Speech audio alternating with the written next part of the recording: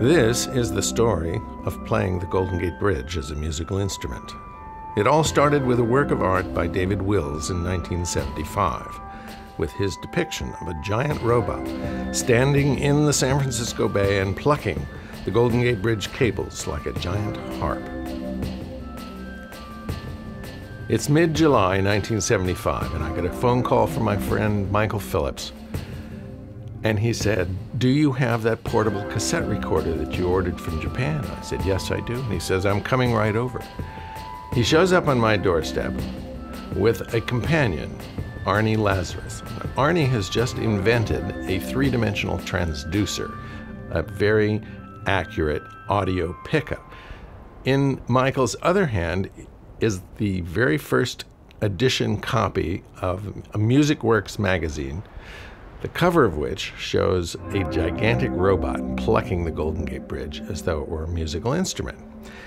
Arnie and Michael want to go out on the bridge and see what it sounds like, hear what it sounds like. I think it's a great idea. So we load up the equipment, which isn't that much, the cassette recorder. I grab a sculptor's mallet that's sitting next to the door, and off we go into the night to see if we can get on the Golden Gate Bridge. By the time we get to the bridge, it's about 11:30. The south gate is closed. We decide we're here. Let's drive across the bridge to see if the north gate is open. Sure enough, it is. We park at Vista Point and walk back onto the bridge.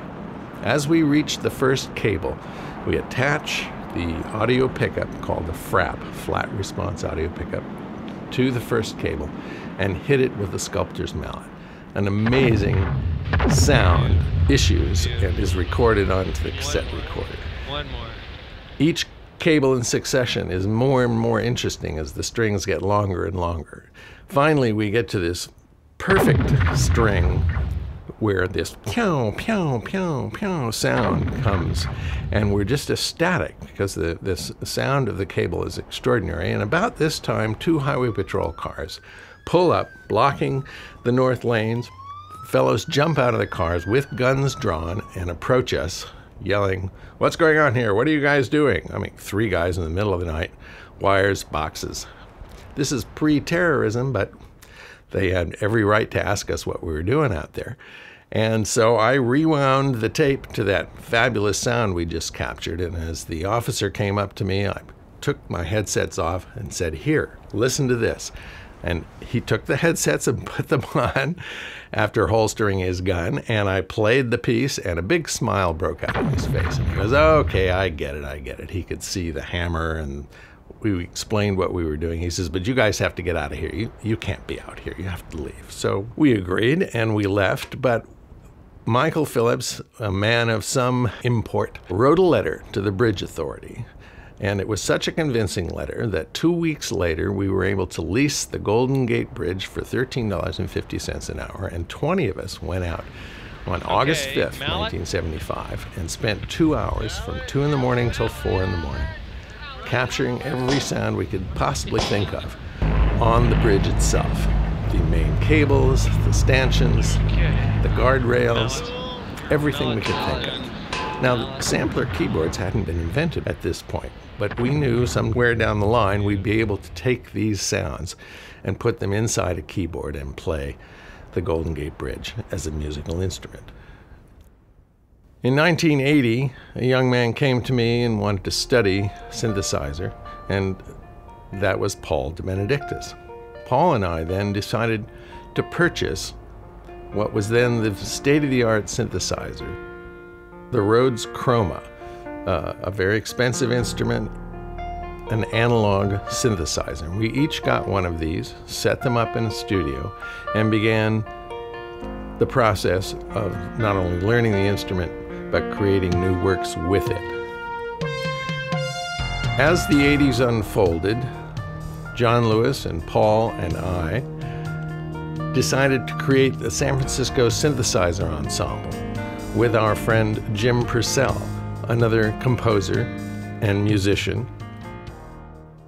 The four of us created a world premiere event at the Beaux-Arts Ball in City Hall in San Francisco.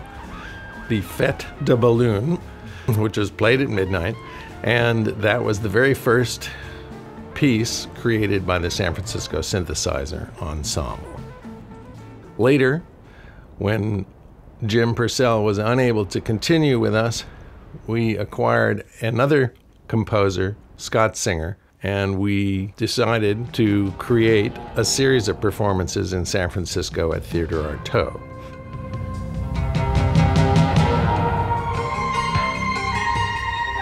It was a very successful run for us. We all learned a lot, and we had an extraordinary time creating an amazing evening, 90 minutes of live music and visuals from computers, and it was a very interesting and unheralded event. After that event, we realized that the Golden Gate Bridge's 50th anniversary was coming up, and by that time, sampler keyboards had been invented. And I got the idea that we could take the sounds that we had captured 12 years earlier and put them inside a keyboard and actually begin to play the Golden Gate Bridge as a musical instrument. So we set about creating the Golden Gate Bridge Anniversary Suite using sounds of the bridge as part of the instrumentation. During this time of studying with Doug, I was working at Opcode Systems, and we had invented a lot of seminal products that became very popular. The MIDI sequencer, MIDI Mac, on the Macintosh computer, which the San Francisco Synthesizer Ensemble was using in its live performances, along with the Rhodes Chroma synthesizers. And I also knew a lot of people locally in the Bay Area in the industry, including folks at EMU Systems. They had a very, very high-end sampler keyboard, but they were coming out with a moderately priced one called the Emax. And I got wind of this and pitched the idea to them that we were going to play the Golden Gate Bridge as a musical instrument for the 50th anniversary of the Golden Gate Bridge. And this would be a great opportunity to get some press and to have a lot of fun with it. They agreed and gave each of us in the ensemble an Emax sampler to use for the project. So that's how we finally came about having samplers in the band. Now there was another step that needed to happen. You have to get the sounds into the sampler. Another company that I was very close with, DigiDesign, and Opcode worked very closely with them over the years.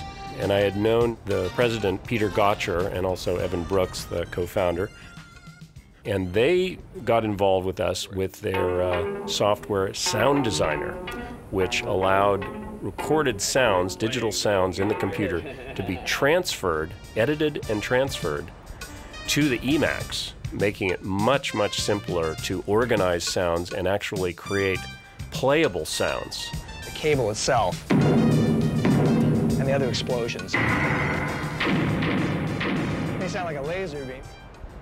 One of the interesting things that happened was a press release was sent out to the San Francisco Chronicle and was picked up by Carl Nolte, one of the noted writers of the Chronicle. And he wrote a story on us playing the Golden Gate Bridge and sent it out over the Associated Press wire service. It went viral. Now, even though they're not as famous as Tony Bennett, the San Francisco Synthesizer Ensemble wanted to compose some special music of their own for the 50th anniversary.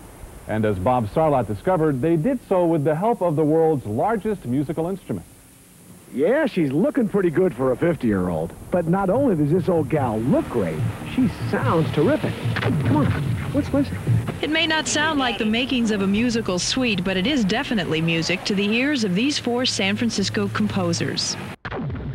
As NBC's David Burrington reports tonight, the Golden Gate is more than a bridge. It's a symphony. For 50 years, people have noticed that the cables of the Golden Gate Bridge hum in the wind. It's been called the bridge that sings. Now, some musicians have recorded those sounds. The San Francisco Synthesizer Ensemble electronically enhanced the sounds. Then they used them to compose the Golden Gate Suite.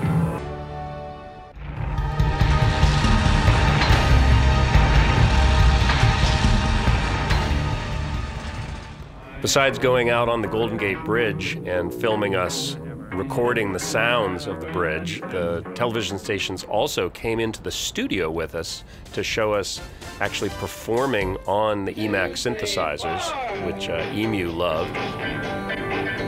So it turned out to be a great historical record. On the day of the 50th anniversary, May 27th, 1987, as people poured onto the bridge, flattening it out like a pancake, the San Francisco Synthesizer Ensemble was underneath the bridge at Fort Point, performing the Golden Gate Bridge Anniversary Suite. Fortunately, we didn't realize how much danger we were in from all those people standing on top of the bridge above us.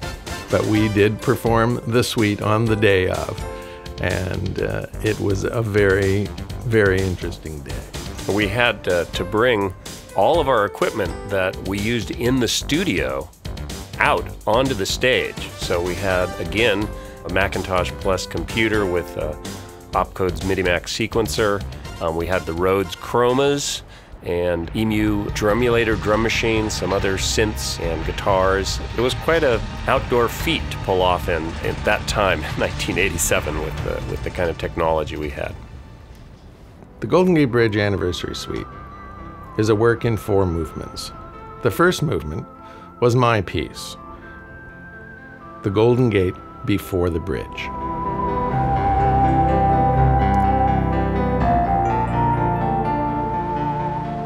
The second piece was Paul de Benedictis's The Building of the Bridge.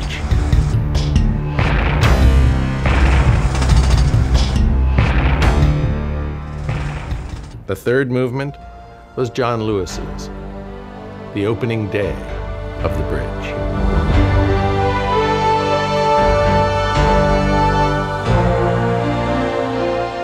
And the fourth piece was Scott Singer's The Present into the Future.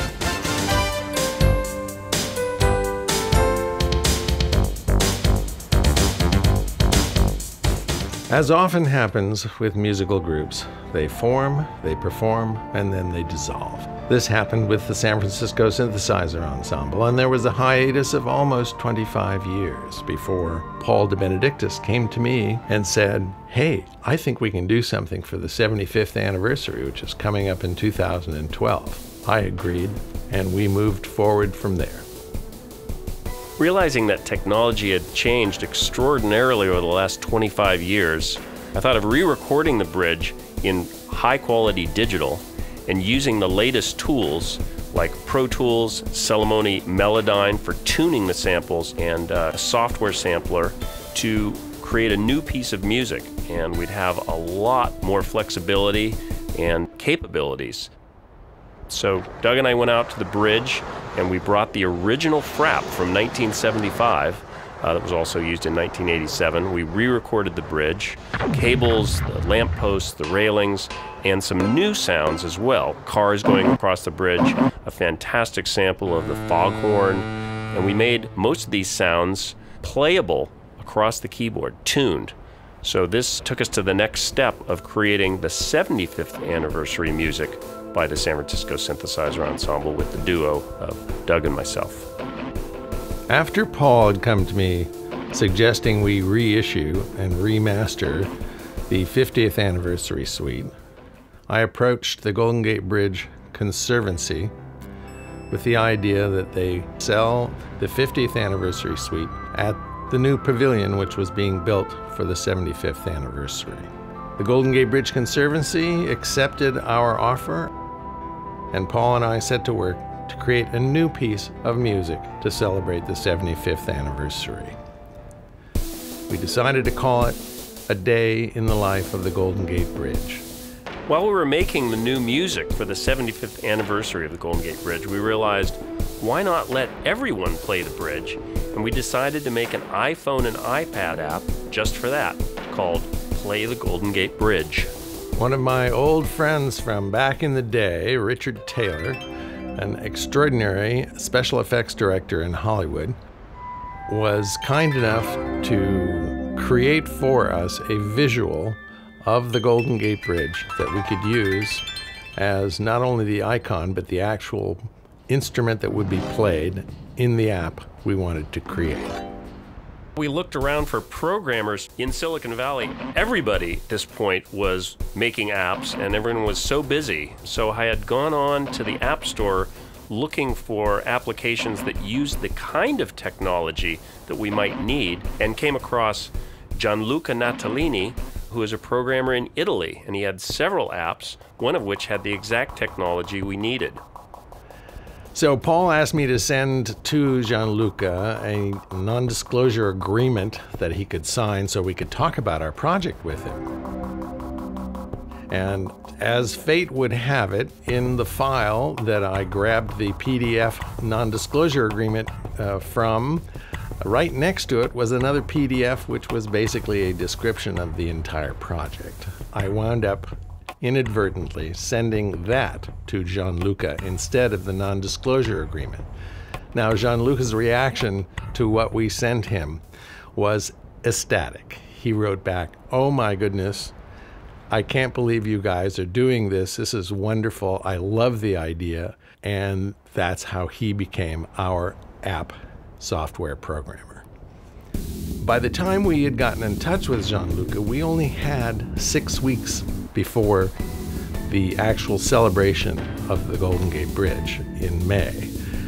Gianluca did an amazing job of putting together from our ideas and his understanding of his particular sampler sequencer the app for us in record time, so that we actually had the app ready to go before the celebration. It was quite a moment.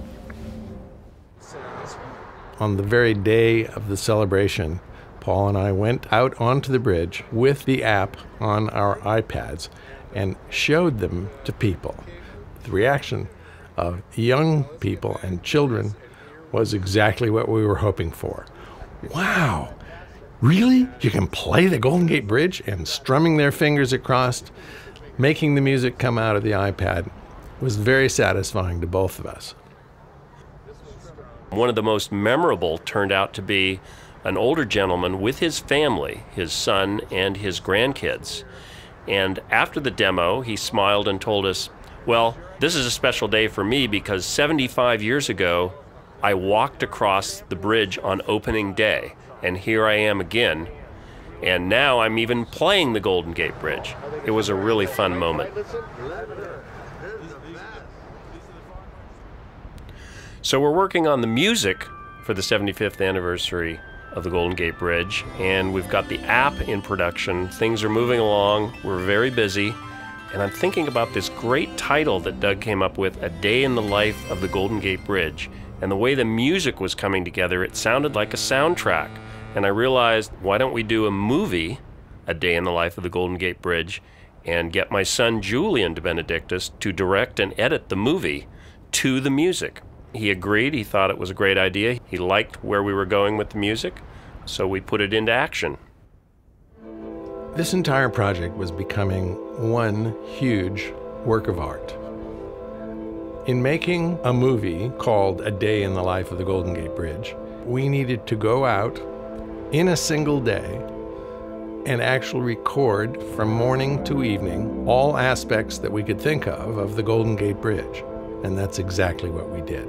So we gathered all the video gear and came up with the idea of using my Miata as a way to drive across the bridge and videotape the movement of going across the bridge, which was very key. So we started out early in the morning, coming from two different directions. Myself, with my companion Dee Fay, who did photographs for us, approached the bridge from the north. Paul and his son Julian approached the bridge from the south. We met on the north side of the bridge for an early morning shoot through the fog. Then down to Fort Baker for an on-the-water shoot of the bridge. Then back up and back and forth across the bridge a few times. Then down to the San Francisco side where we boarded a boat of a friend and sailed back and forth under the bridge several times, capturing audio as well as video.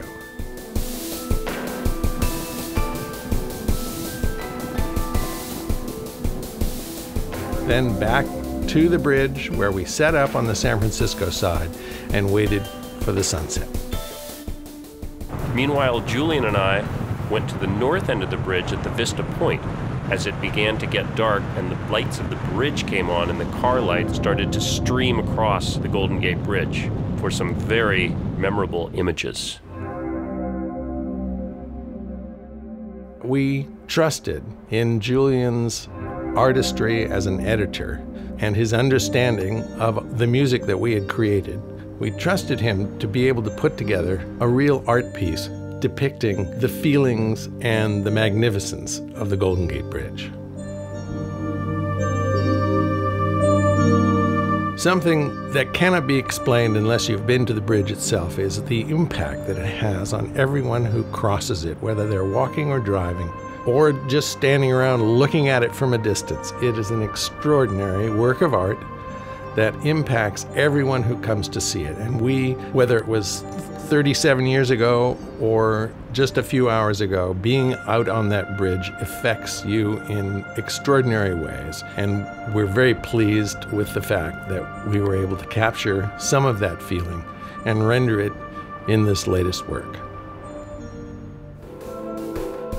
So in conclusion, we hope that whether you've been listening to the music, watching the movie, or playing our Play the Golden Gate Bridge app, that you have been as inspired as we have been by this beautiful structure, the Golden Gate Bridge.